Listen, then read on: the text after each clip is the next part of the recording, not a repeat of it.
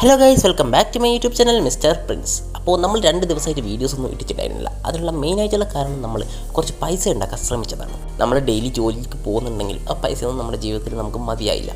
കാരണം നിങ്ങൾക്ക് എല്ലാവർക്കും അറിയാലോ, പൈസ ഇല്ലെങ്കിൽ നമുക്ക് ഈ ലോകത്ത് ഒന്നും തന്നെ ചെയ്യാൻ പറ്റില്ല. അതുകൊണ്ട് തന്നെ നമുക്ക് എങ്ങനെയൊക്കെ പൈസ ഉണ്ടാക്കാൻ പറ്റുമോ അങ്ങനെയൊക്കെ നമ്മൾ ശ്രമിക്കുന്നുണ്ട്. അപ്പോൾ 2 ദിവസമായിട്ട് അതിലുള്ള കഠിനമായിട്ടുള്ള ശ്രമത്തെയായിരുന്നു. എനിക്ക് വലിയ ഉപകാരം ഉണ്ടായോ എന്ന് ചോദിച്ചാൽ ഇല്ലയെന്ന് തന്നെ പറയാം. അപ്പോൾ ആ ഒരു കാരണം കൊണ്ടാണ് നമുക്ക് കൃത്യമായിട്ട് വീഡിയോസ് ഒന്നും ഇടാൻ പറ്റാതായിപ്പോയത്. അപ്പോൾ ഇന്നത്തെ വീഡിയോ എന്താണെന്ന് വെച്ചാൽ, നമ്മുടെ കിങ് ഹെറാൾഡ് നമുക്കറിയാം നമ്മുടെ ഇമോസമ്മയുടെ കൂടെ ചേർന്നിട്ടുണ്ട്, അതും വേൾഡ് ഗവൺമെൻറ്റിൻ്റെ കൂടെ.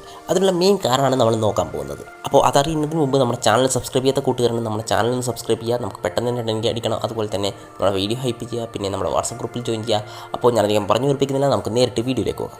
നമുക്കറിയാം നമ്മുടെ കിങ് ഹെറാൾഡിൻ്റെ മെയിൻ ലക്ഷ്യമായിരുന്നു നമ്മുടെ വേൾഡ് ഗവൺമെൻറ് നമ്മുടെ എൽബാഫിനെ അക്സെപ്റ്റ് ചെയ്യുക, നമ്മുടെ വേൾഡിൻ്റെ ഒരു ഭാഗമാക്കി മാറ്റുക എൽബാഫിനെയും. പക്ഷേങ്കിൽ അതിന് നമ്മുടെ കിങ് ഹെറാൾഡിന് കഴിയുന്നുണ്ടായിരുന്നില്ല.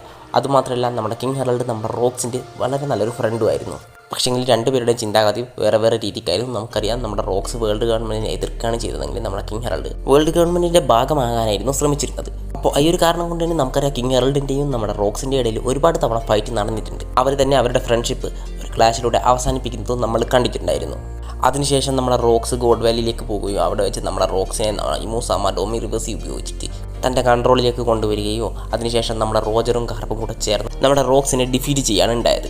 അപ്പോൾ അതിനുശേഷം ഇറങ്ങിയിട്ടുള്ള ചാപ്റ്ററിലാണ് നമ്മുടെ കിങ് ഹെറാൾഡ് തൻ്റെ 2 കൊമ്പും എടുത്ത് വേൾഡ് ഗവൺമെൻറ്റിൻ്റെ മുമ്പിൽ വെച്ചിട്ട് തന്നെ വേൾഡ് ഗവൺമെൻറ്റിൻ്റെ മുന്നിൽ സമർപ്പിക്കുന്നത്. ഹെറാൾഡ് പറയുന്നുണ്ടായിരുന്നു, ഞാൻ വേണമെങ്കിൽ ഒരു സ്ലേവ് വരെ ആകാൻ തയ്യാറാണെന്ന്. അത് കണ്ട് നമ്മുടെ ഇമോസാമയുടെ റിയാക്ഷനും നമുക്ക് കാണാൻ കഴിയുമായിരുന്നു. പക്ഷേങ്കിൽ നമ്മുടെ കിങ് ഹെറാൾഡ് ഇങ്ങനെ ചെയ്യാനുള്ള മെയിൻ കാരണം, ഇത്രയും താഴാനുള്ള മെയിൻ കാരണം നമ്മുടെ വേൾഡ് ഗവൺമെൻറ്റിൻ്റെ ഭാഗത്ത് ചേരാനുള്ളത് മാത്രമല്ല.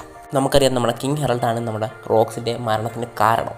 എന്താണെന്ന് വെച്ചാൽ, ഒരുപാട് തവണ നമ്മുടെ റോക്സ് പറയുന്നുണ്ടായിരുന്നു തൻ്റെ കൂടെ വരാൻ വേൾഡ് ഗവൺമെൻറ്റിനെ ടേക്ക് ഡൗൺ ചെയ്യാമെന്നൊക്കെ. പക്ഷേങ്കിൽ നമ്മുടെ കിങ് ഹെറാൾഡ് അതിന് തയ്യാറായില്ല. അപ്പോൾ അതുകൊണ്ട് തന്നെ നമ്മുടെ കിങ് ഹെറാൾഡിന് അറിയായിരുന്നു താനാണ് റോക്സിൻ്റെ മരണത്തിന് കാരണമെന്ന്.